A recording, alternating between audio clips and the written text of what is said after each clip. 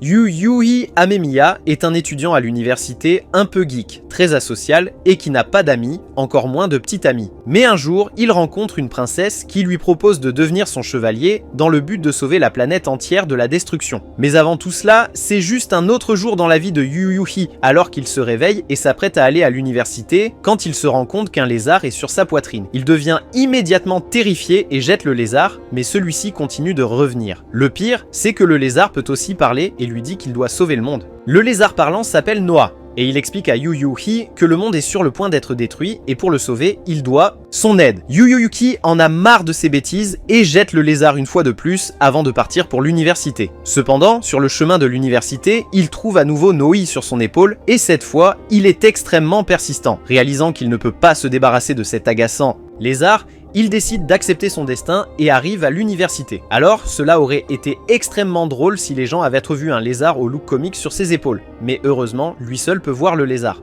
À l'université, il rencontre Isama qui est professeur là-bas, même si elle n'est pas beaucoup plus âgée que lui. Après l'avoir salué et s'être fait réprimander par elle pour ne pas avoir terminé son devoir, il sort prendre l'air. Là, Noi lui dit qu'il devrait regarder ses mains où il trouve une bague de nuit à l'un de ses doigts. Noi explique que la bague de nuit est la preuve qu'il a été choisi car elle lui permet de manier des pouvoirs surnaturels. Le pouvoir de Yui est de contrôler de petites boules de pouvoir télékinésiques qu'il peut manipuler pour faire différentes choses. Il demande à Noi s'il peut utiliser ses pouvoirs pour tuer quelqu'un, ce à quoi Noi répond qu'il le peut. Alors Yui décide de tester cela. La cible devant lui est Hisama, qui se tient simplement là, sans rien faire. Cependant, la cible de Yui n'est pas de la tuer, mais à la place, il utilise ses pouvoirs pour créer un courant d'air qui fait voler la jupe de Hisama. Voyant que ses pouvoirs fonctionnent magnifiquement, il est excité, mais redevient vite normal. Plus tard, il rentre chez lui quand il ressent soudain une douleur vive dans sa poitrine. Juste à ce moment-là, Noi l'avertit qu'un de leurs ennemis est à proximité. Et bientôt, Yui aperçoit lui. Noah appelle ces monstres des golems, et normalement les chevaliers peuvent facilement les vaincre. Mais comme Yui vient juste d'obtenir ses pouvoirs ce matin, il ne peut rien faire d'autre que de fuir. Malheureusement, il n'est qu'un étudiant universitaire nerd qui n'a aucune capacité athlétique, donc il se fatigue vite et ne peut plus courir. De plus, son globe de télékinésie est également inutile contre le golem puisqu'il est si faible. Juste au moment où Yui pensait que sa vie était finie, une jeune fille brillante et joyeuse est apparue de nulle part et a sauvé sa peau en train de mourir. Noah reconnaît que la fille est la princesse et commence immédiatement à lui poser des questions sur sa situation. La princesse, qui s'appelle Samidar, s'avère être la voisine de Yui, comme elle dit à Noi que l'esprit dort à l'intérieur de son corps. Juste à ce moment, Isama apparaît de nulle part et soupçonne Yui de harceler sa petite sœur. Yui est choqué d'apprendre que Samidar est la petite sœur de Isama et se demande dans quel pétrin il s'est encore mis. Dans ce moment, Samidar clarifie la confusion entre eux alors qu'Isama part après avoir lancé un regard noir à Yui pour lui rappeler de contrôler ses pensées internes. Pendant ce temps, Samidari emmène Yui sur le toit où elle se tient au bord et lui dit qu'elle a besoin de lui pour sauver le monde de la destruction. Yui n'a toujours pas compris, alors elle pointe dans le ciel où Yui remarque un énorme marteau sur le point de frapper la terre. L'objectif de Samidar est d'arrêter ce marteau car cette planète lui appartient et elle seule peut la détruire. Pour la première fois de sa vie, Yui s'est senti si rafraîchi qu'il jure sa loyauté à Samidar, établissant ainsi une connexion entre eux, étant maintenant son chevalier. Mais juste au moment où il lui promet sa loyauté, il sent les lourdes chaînes que son grand-père avait placées sur son dos agir une fois. À nouveau, les chaînes lui rappellent qu'il ne doit faire confiance à personne et qu'il n'a pas besoin d'amis. Cela plonge Yui dans un dilemme alors qu'il essaie constamment de résister aux chaînes qui lui sont imposées par son entourage. Grand-père. Le lendemain matin, Yui est réveillé par Noi qui lui rappelle qu'ils doivent sortir pour un jogging matinal quotidien afin qu'il puisse améliorer son endurance pathétique. Au parc, il rencontre Samidar qui est plus capable physiquement que lui. Après l'exercice, Samidar l'invite chez elle où elle lui propose petit déjeuner. Pendant le petit déjeuner, il commence à se sentir heureux car c'est le moment le plus amusant qu'il ait jamais eu dans sa vie. Mais juste à ce moment-là, le poids des chaînes s'enfonce, lui rappelant une fois de plus qu'il ne pourra jamais rien faire. Plus tard dans la nuit, après avoir entraîné sa télékinésie pendant un petit moment, il sort une tasse de ramen et commence à la manger. Noah lui demande s'il a un souhait qu'il veut réaliser, mais Yui ne répond pas, alors Noi arrête de lui poser la question. Après avoir dîné, il se dirige vers le balcon où il regarde le marteau quand il entend Samidar debout sur le balcon.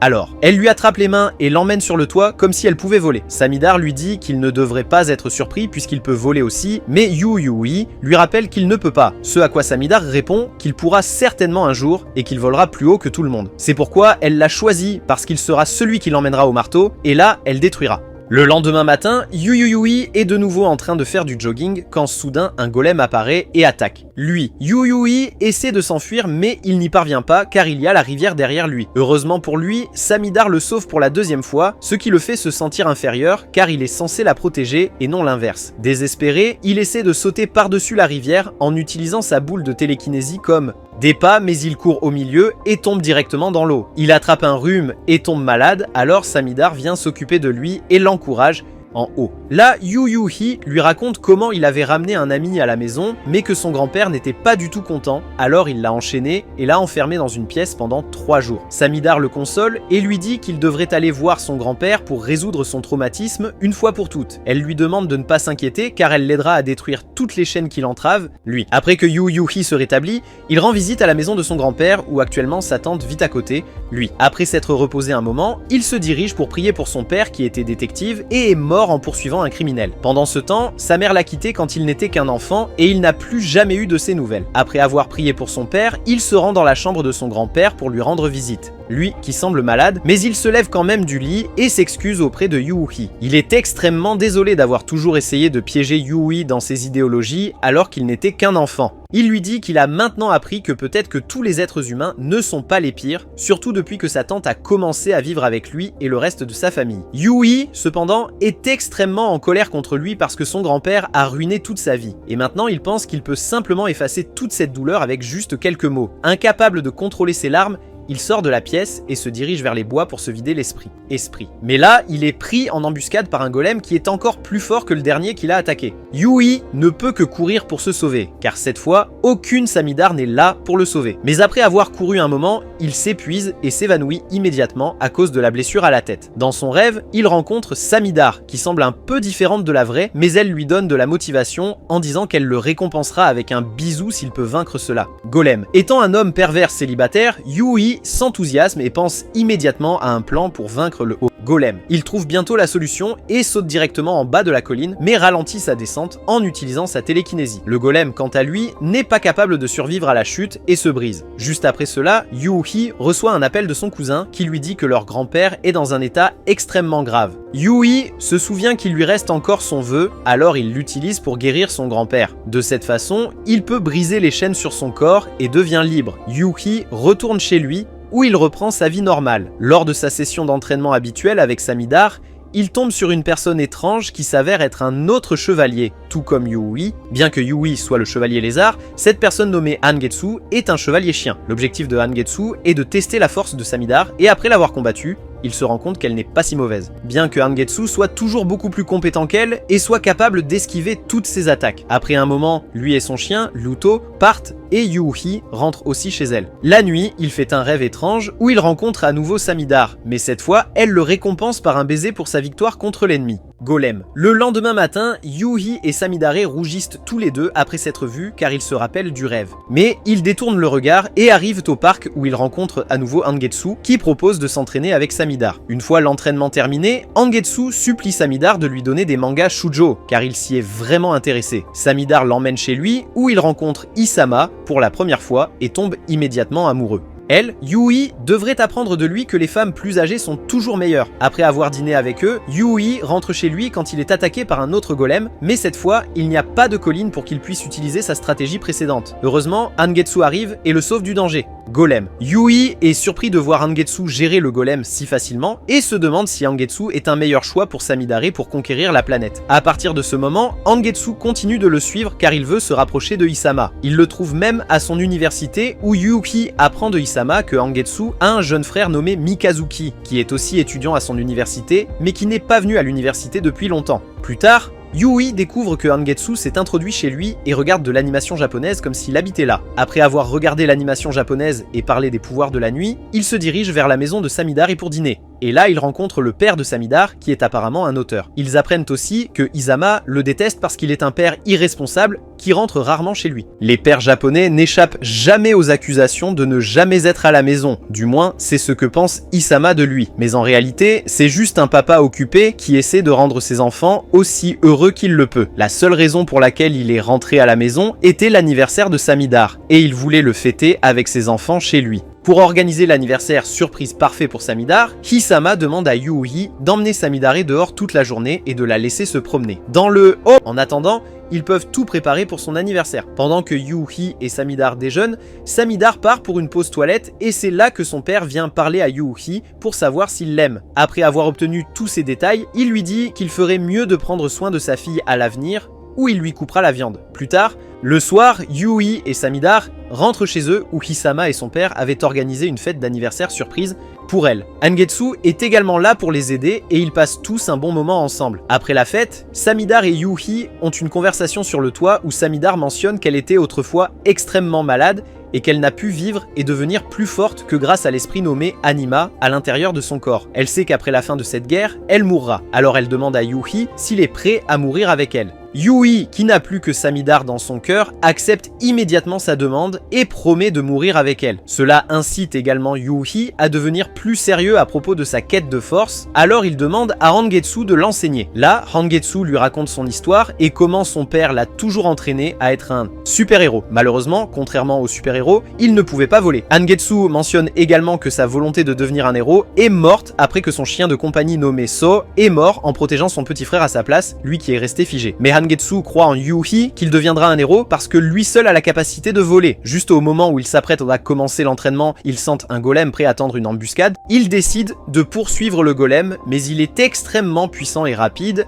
Même Angetsu ne parvient pas à suivre ses mouvements. Yuuhi, qui n'est pas un combattant, devient un poids mort dans le combat, ce qui fait de lui une cible facile. Le golem s'en rend compte et l'attaque, mais Angetsu le pousse de côté et utilise son corps pour bloquer le coup à la place. Le coup lui déchire tous les organes et alors qu'il est à son dernier souffle, Angetsu partage son souhait avec Luto, qui le remplit immédiatement alors que Rangetsu meurt. Après avoir exaucé son souhait, Luto disparaît également, laissant tout entre les mains de Yuuhi. Juste à ce moment-là, une Samidar en colère arrive et détruit le golem d'un seul coup. Mais malheureusement, c'est trop tard car Rangetsu n'est plus là. Plus, Yuuhi est traumatisé par la mort de Rangetsu et est incapable même de pleurer. Cela fait que Hisama se sent mal pour lui, alors elle le serre dans ses bras et lui dit qu'il peut pleurer s'il le souhaite. Ah, elle admet également qu'elle a probablement aimé Angetsu, bien qu'il soit malheureux qu'il ne soit plus en vie. Plus tard, Yuuhi tombe sur le petit frère de Angetsu, Mikazuki, et son animal spirituel, Mu, qui est un corbeau. Mikazuki veut se battre pour Yuuhi quand il apprend que Angetsu est mort en essayant de protéger Yuuhi. Sa raison de le combattre n'est pas parce qu'il est triste que Angetsu soit mort, mais parce qu'il veut simplement surpasser son frère qui a sacrifié son avenir pour Yuuhi. Le combat se termine lorsque Samidar donne un coup de pied à Mikazuki qui tombe instantanément amoureux d'elle. Mais avant que quoi que ce soit ne puisse se passer, un autre chevalier animal s'approche d'eux et se présente comme étant Suicarium, le chevalier cheval. Il leur dit aussi qu'il a rencontré quelques autres chevaliers animaux et il espère qu'ils pourront tous s'unir pour sauver la Terre. Cependant, Mikazuki a hâte de se battre, alors il défie également Suicarium qui le bat facilement. Mais Mikazuki lui dit qu'il n'abandonnera pas si facilement et promet de revenir plus tard. Plus tard, Yuuhi rencontre également le chevalier serpent qui est une fille nommée Yayoi. L'esprit du serpent s'appelle Shei et étonnamment, Noi se souvient d'elle. Il dit à Yuuhi que Shei et le précédent chevalier serpent sont morts en le protégeant, lui et son ancien chevalier. Plus tard, le groupe part chasser quelques golems supplémentaires. Mais cette fois, le golem semble être beaucoup plus fort que ce que Yayoi peut gérer, ce qui pousse Noi à craindre qu'il ne voit un autre chevalier serpent mourir à cause de lui. Encore.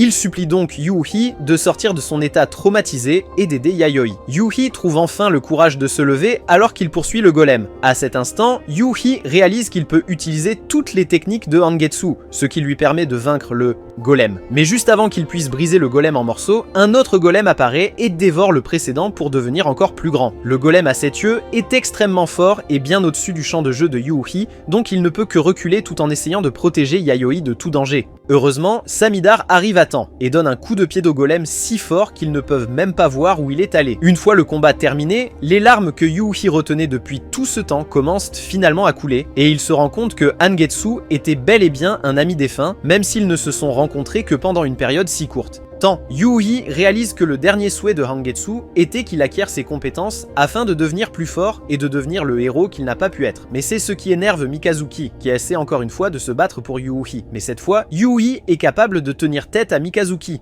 Mais plus leur combat se prolonge, Yuuhi se rend compte que bien que son esprit se souvienne de toutes les techniques de Angetsu, son corps n'est pas habitué à les réaliser, ce qui explique aussi pourquoi il n'est pas capable de faire quoi que ce soit contre Mikazuki. Après leur combat, ils sont sur le point de rentrer chez eux quand ils tombent sur le golem à 7 yeux que Samidare a mis hors d'état hier. Cependant, le golem est toujours vivant, et de plus, il devient une porte d'entrée pour que le mage apparaisse, qui est le plus grand ennemi de la princesse et de ses chevaliers. Cela fait paniquer tout le monde, alors ils commencent à rassembler tous les chevaliers aussi rapidement que possible, et bientôt, ils les rassemblent tous. Mis à part le chevalier chien Angetsu, qui est mort en protégeant Yuhi, le chevalier Espadon est également mort en essayant de protéger ses élèves. Les 10 chevaliers restants sont le chevalier lézard, Yuhi, notre protagoniste, le chevalier corbeau, Mikazuki, qui est le cadet de Angetsu, le chevalier chat, Hyu, un gros nerd qui veut atteindre toutes les connaissances dans le monde, le chevalier cheval, Suicarium, qui était détective, le chevalier serpent, Yayoi, une fille qui adore le cosplay, le chevalier tortue, Yukimachi, et le chevalier coq,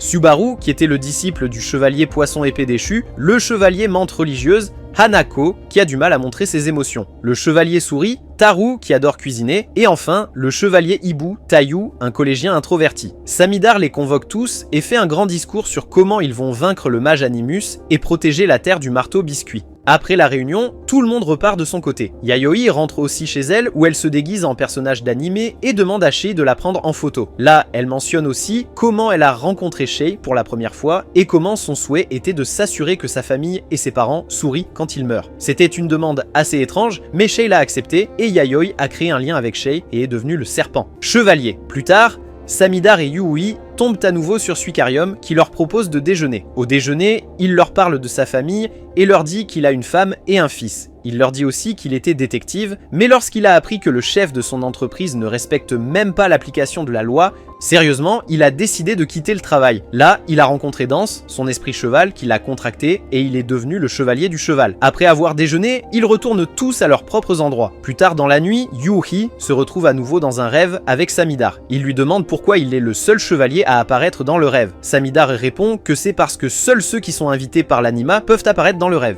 Pendant ce temps, le chevalier chat, Hyu, se trouve également dans un rêve, mais cette fois le convoqueur est Animus. Animus veut que Hyu rejoigne ses rangs car leurs objectifs sont alignés. Il mentionne également à Hyu qu'il sait que le souhait qu'il a fait était d'obtenir les dossiers akashiques. Hyu est surpris, mais il se calme rapidement et lui dit qu'il l'avait souhaité, mais son esprit de chat Ku lui a dit que c'était un souhait impossible car cela le rendrait plus fort que tous les êtres. Hyu demande à Animus si Animus est son vrai nom, ce à quoi Animus répond que oui, ou du moins c'est le cas dans son âge et son époque. De retour à la réalité, Hyu est curieux des mots d'Animus et se demande s'il vient du futur ou du passé. Mais alors qu'il se pose des questions, Animus l'approche dans la vie réelle. Mais Animus n'a pas la possibilité de communiquer avec lui car Subaru et Yukimachi arrivent et se préparent à tuer Animus sur place. Mais Animus s'enfuit après avoir obtenu de leur part la réponse que leur professeur avait dit qu'ils étaient humains d'abord. Plus tard dans la nuit, Hyu est de nouveau convoqué par Animus, mais cette fois, il confirme qu'il vient du futur et qu'il est ici dans le passé où toutes les réalités se sont convergées pour équilibrer la création.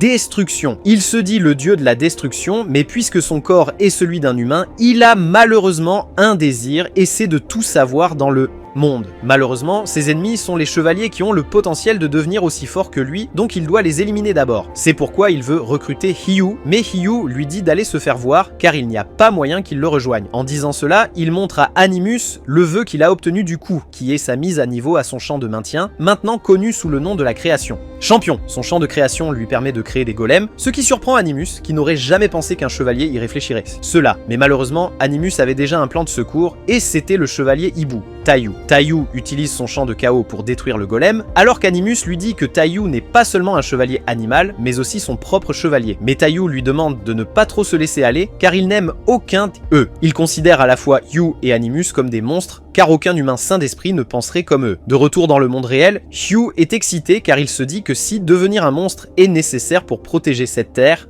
alors il deviendra volontiers l'un d'eux. Pendant ce temps, Yui creuse des trous pour fabriquer des pièges à chute pour les golems quand il tombe sur une boîte cachée portant son nom. En ouvrant la boîte, il découvre qu'elle vient du chevalier à l'espadon, Inachika, qui était également le maître de Yukimachi et Subaru. À l'intérieur de la boîte se trouve un livre sur la vie personnelle d'Inachika, où il explique comment il est né à l'époque du Japon féodal, il y a environ 500 ans. Il y a longtemps. Quand il n'avait que 4 ans, il a été emporté par la mer et a été sauvé par un ermite qui lui a appris le mode de vie. En grandissant, il a atteint l'illumination et a pu prévoir l'avenir et utiliser de nombreuses autres capacités étranges. C'était comme s'il était devenu un dieu. Pendant les 500 années, il a pris de nombreux élèves, mais il a survécu à tous.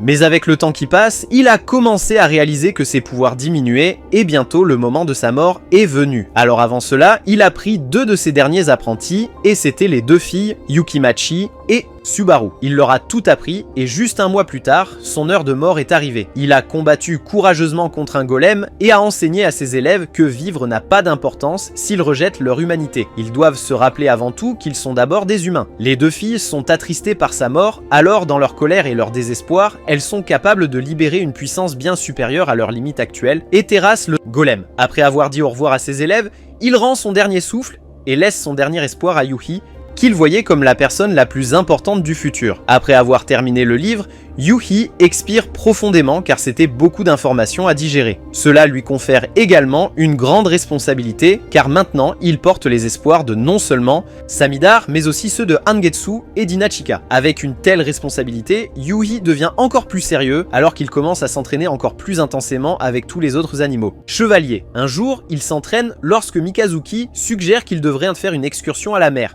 car s'amuser en s'entraînant est la meilleure façon de progresser. Cependant, ses véritables intentions sont juste de voir des filles à la plage. Maillot de bain. Yuhi et les autres chevaliers n'ont aucun problème avec ça, et Samidar accepte aussi de le faire. Ils se dirigent donc tous vers la plage pour passer un bon moment ensemble. Le groupe passe un excellent moment à la plage. Pendant la journée, ils nagent dans l'océan et mangent de la pastèque bien fraîche, mais plus tard dans la nuit, ils boivent et jouent à des jeux tout en essayant de se surpasser en boisson. Yuhi passe aussi un très bon moment, et après avoir joué avec les autres garçons pendant un moment, il quitte l'auberge et se dirige vers la plage pour se promener au bord de l'océan. Mais là, il rencontre Samidar, qui marche sur l'eau comme si elle était Jésus. Yuhi est surpris, alors elle explique que c'est juste l'un des pouvoirs qu'elle a découvert par hasard en traversant différentes choses. Ils s'assoient sur les marches et parlent de différentes choses et finissent par revenir à parler de comment, avec ses pouvoirs, elle aura plus de facilité à détruire la Terre à l'avenir. Aoi, qui se trouve à passer par là, les entend et ne peut s'empêcher d'être choquée. Elle se demande s'il est bon d'en parler aux autres, mais quand elle se rappelle que cela pourrait pousser Samidar à l'éliminer, elle décide d'oublier que cela s'est produit et choisit de ne le dire à personne. Le jour suivant, le groupe ressent l'intention meurtrière d'un golem, alors ils partent à sa poursuite pour le vaincre et aussi améliorer leurs compétences en même temps. Mais après être arrivé là-bas, ils découvrent qu'il s'agit d'un autre golem à 7 yeux. Heureusement, le groupe a l'aide de Samidar, mais avant que Samidar puisse agir, elle et Yuhi sont emmenés par Animus qui apparaît de nulle part et les téléporte loin. Loin. Le groupe est maintenant seul face au golem à 7 yeux, mais heureusement, ce golem a mangé le golem créé par Hugh, donc ils peuvent trouver une faiblesse et le tuer en utilisant leur technique combinée. Pendant ce temps, Animus révèle qu'Anima est sa sœur jumelle et que tous ses pouvoirs viennent de lui. Il révèle aussi qu'Anima traite les humains comme des pions et qu'elle a créé ce jeu de chevaliers animaux et de princesses juste pour l'arrêter. Une fois le combat terminé entre le golem et les chevaliers, Animus se téléporte, leur rappelant que leur jeu ne durera pas éternellement. Après la bataille, le groupe quitte la plage et retourne en ville, mais ils continuent toujours avec leur entraînement. Pour aider les autres chevaliers à s'habituer à combattre les golems, Hyu crée un golem à 2 yeux pour leur permettre de s'entraîner. Pendant que Yuhi se bat contre lui, il essaie de recréer les styles de combat des autres en utilisant les références qu'il a obtenues lorsqu'il a vu Samidar utiliser ses pouvoirs de différentes manières. Il essaie d'abord de reproduire le style de hallebarde de Angetsu, car il a déjà vu tout ce qui concerne cela. Ses efforts portent leurs fruits et il parvient à le reproduire et inflige même beaucoup de dégâts au golem à 2 yeux. Après l'entraînement, Yui rentre chez lui où il rencontre Samidar, qui doit venir rester chez lui parce qu'elle ne peut pas rentrer chez elle car sa maman est là. Yui ne dit rien car il peut voir que Samidar n'a pas une bonne relation avec sa maman, alors il lui permet de rester chez lui parce que c'est gagnant-gagnant pour lui puisqu'ils peuvent même partager le lit la nuit. Cela le pousse à penser à beaucoup de choses bizarres, ce qui lui cause un saignement de nez. D'une certaine manière, Isama est capable de sentir ses pensées à travers les murs et arrive immédiatement pour sauver sa sœur de ce grand danger. Pervers. Elle lui rappelle que Samidar n'a pas encore cet âge, donc il devrait contrôler ses pensées intérieures jusqu'à ce qu'elle soit entièrement adulte. C'est pourquoi elle l'emmène et le laisse rester chez eux pendant que Samidar reste chez Yui. C'est là que Isama lui parle de la relation compliquée entre leurs familles. Elle explique qu'elle a des problèmes avec son père, tandis que Samidar a des problèmes avec sa mère. Leur mère est une célèbre docteure, souvent en déplacement à l'étranger pour ses recherches. Cela a conduit Samidare à grandir sans la présence de sa mère, surtout dans les moments où elle était extrêmement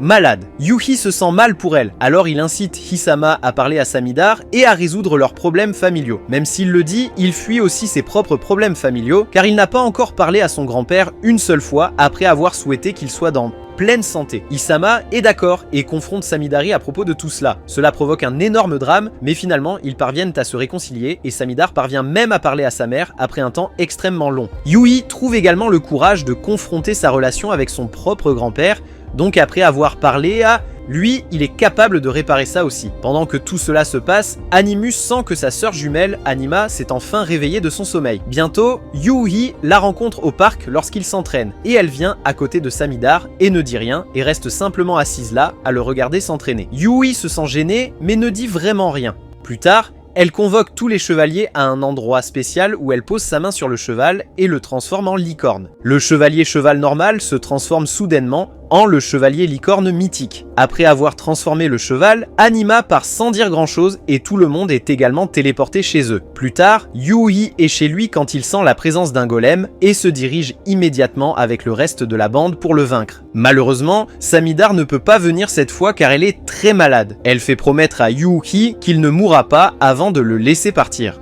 Peu après, Yui arrive à l'endroit où le groupe affronte cette fois-ci un golem à 8 yeux. Le golem est extrêmement fort et le reste des chevaliers n'arrive pas à faire grand chose contre lui. Cependant, c'est là que le nouveau chevalier licorne entre en jeu et bat facilement le golem avec une seule attaque. Le groupe est même impatient de devenir plus fort et se demande qui obtiendra la transformation mythique ensuite. Temps, mais c'est une question pour l'avenir, alors avant que ce temps ne vienne, ils ne peuvent qu'essayer différents mouvements et essayer de créer de nouveaux mouvements spéciaux pour avoir beaucoup plus de chance contre le nouveau et puissant. Golem. Teru crée un mouvement où il transforme une solution liquide en flamme, tandis que Hanako a un mouvement où elle transforme l'eau en glace. Après un certain temps d'entraînement, Yuhi a faim, il rentre donc chez lui où il rencontre Anima. Elle lui demande s'il a de la nourriture parce qu'elle est extrêmement... Elle a faim. Yui lui donne un bol de nouilles, qu'elle finit immédiatement et en redemande. Yui lui dit qu'elle aurait dû aller voir Teru et Yayoi car ils sont bien meilleurs que lui pour cuisiner. Nourriture. Anima acquiesce et au lieu de rentrer chez elle, elle les invite chez elle où elles sont forcées de cuisiner pour elle. Anima mange beaucoup car elle a dépensé beaucoup d'énergie pour transformer le cheval en nain. Licorne. Après avoir fini son repas, elle s'en va en téléportant les deux à leur maison. Plus tard, Yuhi dort quand il se réveille à cause de la présence d'un golem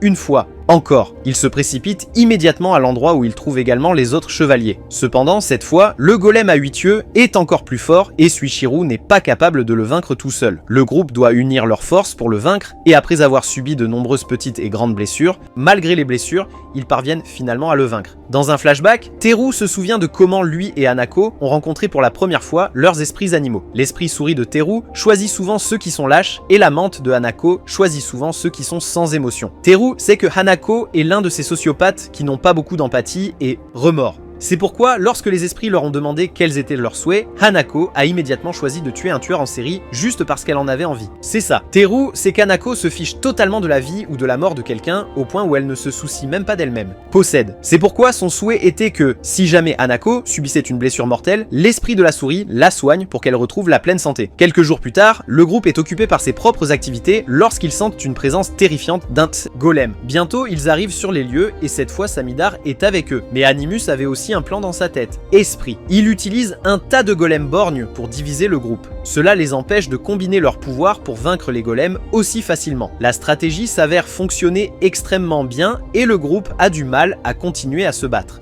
Possède. Du côté du gigantesque golem, même Samidar n'est pas capable de le vaincre, ce qui rend le groupe extrêmement inquiet. Il décide donc de distraire le golem pour que Samidar puisse porter le coup final. Teru se porte volontaire pour le faire puisque son attaque enflammée est extrêmement puissante. Cependant, il a sous-estimé l'intelligence du golem qui passe devant lui pour attaquer Hanako, qui ne se doutait de rien. Teru n'a pas d'autre choix que de s'interposer entre l'attaque pour en atténuer l'impact, mais la queue acérée du golem les transperce tous les deux ensemble. Mais comme le souhait de Teru était de la faire soigner si elle subissait subissait jamais une blessure mortelle, Hanako survit, mais Teru succombe à ses blessures et meurt. Le golem et Animus battent en retraite, mais le groupe est extrêmement déprimé. Hanako, qui est incapable de montrer ses émotions, n'arrive toujours pas à comprendre ce qui s'est passé et ne peut même pas pleurer. Yui souffre aussi d'une angoisse extrême alors que son désespoir de pouvoir devient plus fort. Juste à ce moment-là, Anima apparaît et lui demande de lui tenir la main s'il désire le pouvoir ultime. Yui n'hésite pas alors qu'elle l'emmène à nouveau dans l'espace blanc où il rencontre Yayoi qui désire également le pouvoir pour vaincre les golems et sauver la Terre. Anima leur dit qu'ils peuvent tous les deux se battre et que le gagnant obtiendra la force ultime. Yuhi se bat intensément, mais Yayoi finit par gagner et est transformé de chevalier serpent en chevalier mythique invincible. Yuki est extrêmement déprimé de ne pas avoir accompli quoi que ce soit, alors il commence à creuser un trou pour se faire enterrer. Cependant, Mikazuki le sauve et lui dit de garder le moral car ce n'est pas comme s'il n'avait plus d'autres opportunités pour devenir plus fort. Il le tire et ils sont sur le point de rentrer quand soudain Yuuhi aperçoit Suichiru devant et est choqué car il était censé être mort. Mikazuki avertit Yuuhi que ce n'est pas Suichiru mais un golem qui l'imite. Le golem rit et reprend sa forme originale qui est celle d'un golem aux 11 yeux en forme de slime. Le golem se transforme ensuite en Samidar, mais Mikazuki prend Yuuhi et s'enfuit. Ils informent le reste du groupe d'être prudent et de toujours vérifier le champ de possession des autres membres pour voir s'ils sont réels ou non. Yui n'est pas inquiet pour les autres membres, mais pour Hanako, car elle est celle qui traverse un traumatisme après la mort de Teru. Et comme il le pensait, le golem s'approche de Hanako sous la forme de Teru, mais Hanako est capable de le reconnaître, lui. Mais elle le remercie parce qu'il lui a permis de prendre une décision par elle-même et de faire le point sur ses sentiments. Le golem se sent déçu, alors il part et s'enfuit. Plus tard, le groupe ressent la présence d'un autre golem, et quand ils arrivent, ils trouvent le golem à 9 yeux. Golem. Yayoi sent que c'est l'occasion parfaite pour montrer sa force, alors elle invoque son esprit invincible et s'associe avec l'esprit licorne de Suichiru pour vaincre le golem. Par ailleurs, Hanako demande à Animus qu'elle veut affronter un golem à 9 yeux toute seule, alors il exauce son souhait et en convoque un pour elle. Là, Hanako exprime toutes ses émotions et sa colère sur le golem et parvient enfin à surmonter la barrière émotionnelle. La voir pleurer fait pleurer tout le monde aussi, car ils n'ont pas seulement perdu un chevalier, mais aussi un cher ami. Un jour, Yuhi reçoit une offre pour travailler à l'endroit où Suichiru travaillait dans le passé. Mikazuki y travaille aussi, alors Yuki accepte l'offre et ils sont plutôt bien récompensés pour cela. Une fois le travail terminé, Mikazuki propose à Yuki de prendre un verre. Alors il se dirige vers sa maison où Samidar et Anima décident d'entrer aussi. Là, Mikazuki révèle plus de choses sur son passé et sa relation avec son frère et comment ils ont grandi ensemble. Il a toujours voulu suivre son frère et le surpasser, mais malheureusement, il n'en a jamais eu l'occasion et son frère est décédé. Cependant, comme Yui est le successeur de son frère, Mikazuki le défie en duel. Anima ajoute une autre condition selon laquelle le gagnant aura un rendez-vous avec Samidar, ce qui motive les deux. Le duel est prévu pour dimanche, mais avant cela, le groupe est forcé de combattre une horde de golems. Cependant, cette fois, il n'y a pas de victime, car Samidar s'en occupe facilement toute seule. Bientôt, la date pour le duel arrive, et le groupe entre dans l'espace créé par Anima pour se battre. Ils se battent tous les deux extrêmement bien, mais à la fin, Yui l'emporte d'une toute petite marge et sécurise la date avec Samidar. Cependant, il est déçu lorsqu'il découvre qu'Anima est également là avec elle, donc il ne peut que se résigner et profiter de la compagnie de ces deux-là. File l'une humaine et l'autre esprit. Mikazuki, quant à lui, est extrêmement heureux, même s'il a perdu. L'esprit en lui qui était presque éteint après la mort de son frère, commence à brûler à nouveau alors que son désir de surpasser Yuuhi augmente. Ravivé. Pendant le rare temps de paix, le groupe continue ses séances d'entraînement. Alors que tout le monde devient plus fort pour combattre Animus et les golems, Taiyu le marchand, quant à lui, se rend quotidiennement dans les montagnes pour donner divers livres et bandes dessinées aux golems métamorphes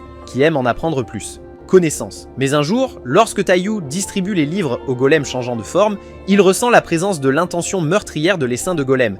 Alors il se dirige immédiatement vers le groupe de chevaliers pour s'assurer qu'ils ne doutent pas de lui. Tout comme la fois précédente, Samidar parvient facilement à vaincre les golems, mais cette fois, elle a eu besoin d'un peu d'aide des autres chevaliers car les golems ont également commencé à devenir plus forts. Après le combat, Taiyu rencontre à nouveau le golem changeur de forme qui prend une forme humaine pour aller regarder des films avec Taiyu, mais il n'en retire pas beaucoup d'excitation, alors il demande à Taiyu s'il peut prendre son apparence pour vivre avec sa famille et ses amis afin de vivre les vraies émotions humaines. Taiyu lui permet, mais il l'avertit que sa famille ne remarquera même pas sa présence car il ne se soucie pas de lui tous. Lors d'un flashback, lorsque Taiyu a obtenu le titre de chevalier hibou, il a souhaité la destruction de la Terre plus tôt. Mais juste à ce moment-là, Animus est arrivé et lui a demandé de se joindre à lui comme l'a fait le précédent chevalier hibou. L'esprit hibou lui dit que les chevaliers n'ont jamais gagné contre le mage, alors il vaut mieux se joindre à lui. Lui, de retour au présent, quelques jours passent et les golems attaquent à nouveau les chevaliers, mais cette fois-ci, ils sont encore plus forts et nombreux. Heureusement, Taiyu avait un plan de secours, car il utilise l'un de ses golems pour attirer tous les autres golems, et ensuite se faire exploser pour les éliminer tous en une seule fois. Après le combat, Taiyu rencontre Mikazuki dans les montagnes, alors il l'emmène chez où Yuhi est déjà en compagnie de Yukimachi et Subaru. Ils mangent et boivent tous ensemble et passent un bon moment. Mais Taiyu se sent coupable car il n'est rien d'autre qu'un traître. Bientôt, les chevaliers se retrouvent à nouveau face à l'armée de golems. Mais cette fois, le golem changeant de forme fait également son apparition et sépare tous les chevaliers en profitant du chaos afin de pouvoir se battre en tête à tête avec Samidar seul. Il prend la forme de la fille magique de l'anime préféré de Samidar et l'affronte même s'il n'est pas le golem le plus fort. Entre-temps, tous les autres chevaliers essaient de survivre seuls en faisant de leur mieux pour trouver d'autres chevaliers avec qui se regrouper. Yuhi trouve bientôt Mikazuki, qui commence alors à courir pour trouver les enfants et les protéger. Pendant ce temps, les 3 enfants du groupe, Yukimachi, Subaru et Taiyu, sont tous ensemble alors qu'ils fuient la horde de golems. Subaru se blesse et ne peut plus courir, alors elle les supplie de la laisser ici et de s'échapper seule. Cependant, Taiyu, qui a été un traître tout ce temps, est finalement incapable de supporter la douleur de poignarder ses camarades dans le dos, alors il révèle son pouvoir qui lui permet de remonter le temps un peu. En utilisant ce pouvoir, il est capable de guérir la blessure de Subaru, ce qui le rend encore plus coupable alors qu'il se demande s'il aurait pu sauver Taru s'il en avait su plus sur ses capacités et n'avait pas trahi les chevaliers. Bientôt, les 3 enfants sont sauvés par Mikazuki et Yuhi, qui utilisent les fosses creusées par Yuhi pour vaincre tous les golems et survivre assez longtemps pour retrouver les autres. Hanako et Yayoi ont également réussi à vaincre les golems et à se réunir avec le reste. Groupe. Samidar se regroupe bientôt avec Taiyu et Suishiru qui l'aident à combattre le golem changeant de forme. Mais il est trop fort pour eux et ils ne peuvent pas faire grand chose. Dommage. Mais quand Animus remarque que l'armée de golems a échoué, il reprend le golem métamorphe et s'échappe. Le groupe est extrêmement inquiet pour l'armée de golems car elle ne cesse de réapparaître. Ils en arrivent donc à la conclusion que l'armée de golems ou le golem aux 10 yeux doit avoir un de ses membres caché ailleurs, ce qui leur permet de se raviver à chaque fois. Ils ont raison puisque ce golem se cache dans la chambre de Taiyu qui décide enfin de l'affronter. Il et le bat après une grande bataille. Juste après qu'il l'ait vaincu, Anima apparaît et le récompense avec le statut mythique alors que son esprit de hibou se transforme en oiseau légendaire. Elle lui dit que c'était sa récompense pour avoir vaincu l'une des 3 têtes célestes d'Animus et qu'elle attend avec impatience son prochain accomplissement. Après qu'Anima soit parti, Animus apparaît, mais il lui dit de ne pas s'inquiéter car il ne lui a pas interdit de tuer les golems, donc il n'a pas à s'inquiéter de quelconque punition. Taiyu est détendu et peut enfin se reposer paisiblement pour la première fois de sa vie. Alors que Taiyu dort paisiblement, Taiyu de son côté est extrêmement frustré parce qu'il n'arrive pas à trouver une idée pour un nouveau golem. Alors, désespéré, il ne peut que se tourner vers ses camarades qui essaient de lui donner une idée de la direction à prendre. Taiyu a toujours du mal car sa détermination ne suffit pas, mais cela change lorsqu'il tombe sur Animus qui l'invite à nouveau, mais Taiyu le rejette. Animus est déçu car il lui rappelle qu'il ne pourra jamais créer de meilleur golem que lui parce qu'il est un dieu, tandis que Hugh n'est qu'un mortel. Yu déclare fièrement qu'il deviendra un mortel qui a tué un dieu. Plus tard dans la nuit, Yu parvient finalement à donner vie à son nouveau golem, mais malheureusement, il est encore trop faible pour se battre contre un adversaire comme le métamorphe. Golem. Yu n'est pas déçu car il continue à faire des recherches et à trouver une meilleure solution par lui-même. Entre-temps, Yuyui reçoit un appel téléphonique lui annonçant que son grand-père a été renversé par Truck-kun et est décédé. Yuyui assiste aux funérailles où il se rend finalement dans sa vieille chambre et jette la chaîne avec laquelle son grand-père l'attachait. Avec la mort de son grand-père, Yuyui parvient enfin à se débarrasser de cette haine. Alors qu'il s'apprêtait à rentrer chez lui, il est approché par sa sœur qui lui remet une pile de lettres que son grand-père lui a écrites mais qu'il n'a jamais envoyées. En lisant les lettres, il rencontre l'esprit de son grand-père qui le souhaite la bienvenue à la maison et part. Yuyui demande à Anima si ce qu'il a vu était réel. Anima répond que cela dépend de lui s'il veut y croire ou non. Elle le convoque à la porte dans le monde des rêves qui peut maintenant être ouverte puisque les 3 chevaliers mystiques ont été créés. Devant Yuyui se trouvent les escaliers qu'il monte et trouve Hangetsu qui lui a laissé son héritage. Hangetsu le défie en duel et ce n'est qu'après que Yuyui l'ait vaincu qu'il lui permet de partir. En avant. Yuyui contrôle son envie de pleurer car c'est la dernière fois qu'il verra Hangetsu, mais il a encore des escaliers à monter. Alors il continue à monter jusqu'à ce qu'il tombe sur un Echika qui lui serre la main et le laisse passer. Après être arrivé en haut, il rencontre Anima qui lui donne un baiser sur la joue comme récompense, ce qui le contrarie. Samidar, mais elle laisse passer juste pour aujourd'hui. Après être passé par tous, il arrive enfin en haut où il voit le marteau biscuit pour la première fois en direct. Temps. Plus tard, les chevaliers affrontent de nouveau le golem, changeant de forme qui continue de devenir de plus en plus fort après chaque combat. Cette fois, il est extrêmement déçu car le groupe n'a pas pu lui donner de frissons, surtout Hugh dont les golems étaient extrêmement médiocres. Il leur donne 10 jours et leur dit que s'ils ne l'amusent pas pendant le combat, il fera disparaître toutes ces personnes qui sont précieuses à eux. Avec un délai si court, les groupes commencent à s'entraîner comme des fous. Hugh commence à penser à un moyen de dépasser les limites de son imagination, tandis que Yukimachi et Subaru joignent leurs forces avec Mikazuki pour créer un mouvement spécial qui implique les champs de rétention de plusieurs gens. Pendant que tout le monde s'entraîne, Hanako et Yayoi prennent le thé avec des collations chez Yayoi, où Hanako dit à Yayoi que si elle veut poursuivre Yuyuhi, elle devrait commencer par bien le nourrir. Nourriture. Le chemin vers le cœur de tout homme commence par son estomac. Donc Yayoi utilise l'entraînement comme prétexte pour inviter Yuyuhi chez elle, et après avoir terminé l'entraînement, Yayoi le confronte finalement à propos de ses sentiments et lui dit qu'elle sait qu'il veut détruire la Terre avec Samidare après avoir détruit le biscuit Hammer. Mais elle lui promet que si elle peut les arrêter, il doit sortir avec elle. Yuyuhi lui dit qu'il y réfléchira si les choses en arrivent là. Pendant ce temps, Taiyu rencontre le golem métamorphe qui lui demande quelle est la différence entre les humains et les golems. Taiyu répond que les humains sont juste des animaux qui ont évolué à partir des singes et que les golems sont des forces créées par Animus. Cependant, ce n'est pas la réponse que le golem métamorphe désire, parce qu'il sait que leur existence a une autre signification. Bientôt, le délai de 10 jours passe et le groupe se dirige pour combattre le golem changeant de forme. Cette fois-ci, le groupe parvient à se défendre contre lui, mais à la fin, le golem changeant de forme est encore bien trop fort. C'est ici que Hugh intervient et lui dit que l'essence des golems repose sur la liberté de expression. Il dit au golem changeant de forme que les golems ne sont pas seulement des forces maléfiques, mais qu'ils sont des œuvres d'art d'Animus. Le golem changeant de forme comprend enfin qui il est et peut mourir paisiblement des mains des golems que Hugh crée en utilisant son propre talent artistique. Liberté. Après que le golem changeant de forme est vaincu, Anima arrive et dit à tout le monde qu'ils n'ont pas besoin de s'inquiéter du biscuit Hammer car elle a créé une arme contre appelée Blues Drive Monster. Dans un flashback de nombreuses années dans le futur, lorsqu'Anima et Animus étaient tous les deux les enfants, Animus détruit accidentellement un satellite, ce qui entraîne leur aspiration dans l'espace où ils sont secourus par des humains qui les gardent dans une installation jusqu'à ce qu'ils se rétablissent. Anima était toujours un enfant au bon cœur qui n'aimait pas les pouvoirs psychiques qu'elle avait, mais Animus était son parfait opposé car il voulait utiliser ses pouvoirs psychiques pour devenir un dieu. Mais Anima a toujours essayé de contrôler ses pensées intrusives en lui rappelant constamment qu'ils sont tous les deux les humains, mais les choses changent lorsque leurs pouvoirs sont découverts par un médecin qui souhaite les adopter et les transformer en dieux. Le médecin alimente les pensées intrusives d'Animus qui a toujours voulu devenir un dieu, alors il se libère enfin et décide que dorénavant, ensuite, il fera tout ce qu'il veut. La première chose qu'il fait après être libéré est de détruire la Terre à l'aide d'un gigantesque marteau-biscuit, mais l'impact provoque une rupture de l'équilibre espace-temps, ce qui les amène à voyager dans le temps. Animus veut continuer à faire la même chose jusqu'à ce qu'ils atteignent finalement le début de l'univers, mais Anima l'arrête et le restreint en établissant les règles du jeu sur lui. C'est ici que le jeu original entre eux, les chevaliers et le golem, a commencé, et malgré les siècles qui passent, le jeu n'est pas encore terminé. Pour ce tour, Anima a choisi Samidare qui était une enfant malade. Elle lui a demandé si elle voulait quelque chose, mais Samidare, qui n'est jamais sortie de l'hôpital, n'a pas vraiment de souhait car elle est juste bien telle qu'elle est. Mais plus tard, quand elle court dehors, elle rencontre Yuyuhi et en tombe instantanément amoureuse. Yuyuhi pense qu'elle a peut-être fugué de chez elle et essaie de l'emmener à la police station, mais cela amène Samidare à s'inquiéter qu'elle pourrait être arrêtée, alors elle s'enfuit. Yuyuhi la poursuit et c'est ainsi qu'il rencontre Anima pour la première fois. Elle emmène ensuite Samidare et vole directement à l'hôpital. Yuyuhi est confus et essaie de se convaincre qu'il a dû voir un fantôme.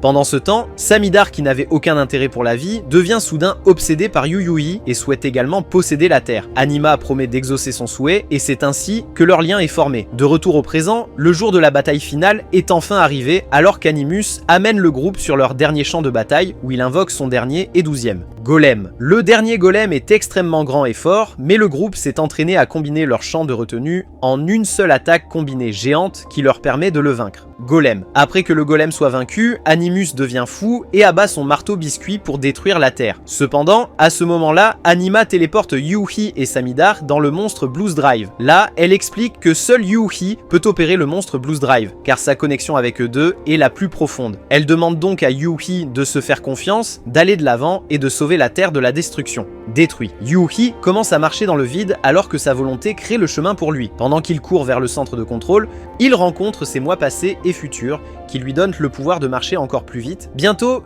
Yuuhi arrive au centre de contrôle où il utilise son pouvoir pour opérer le monstre Blues Drive, mais ce n'est pas suffisant pour arrêter le marteau biscuit. C'est là qu'intervient Samidar, qui utilise ses propres pouvoirs pour prendre le contrôle d'Anima et détruire le marteau biscuit en un seul coup. Coup de poing. Animus devient fou après avoir vu cela et dit à tout le monde que c'est leur dernière chance de le battre, car 6 mois plus tard, il reviendra avec encore plus de pouvoir. Animus craint que Samidar ne puisse le vaincre, alors il la piège dans une barrière pendant qu'il combat le reste des chevaliers. Ils mènent une longue bataille au cours de laquelle quelques chevaliers sont presque tués, mais ils continuent à se battre alors qu'ils découvrent de plus en plus leur pouvoir. Animus devient extrêmement en colère, ce qui le conduit à devenir l'incarnation de destruction. Il commence à attaquer le groupe comme un fou, mais ils parviennent tout de même à tenir bon face à lui, jusqu'à ce que Samidar puisse se libérer de la barrière et revient sur Terre. Anima regarde son frère, qui ressemble maintenant à un sans-abri. Elle lui dit qu'il n'a jamais été un dieu et qu'il n'aurait pas dû essayer de le devenir. Un Animus lui demande si elle va le tuer aujourd'hui. Anima répond qu'elle doit le faire, sinon il ne cessera jamais de dire cela. Elle lance une lance directement dans la poitrine d'Animus, ce qui le fait saigner pour la première fois.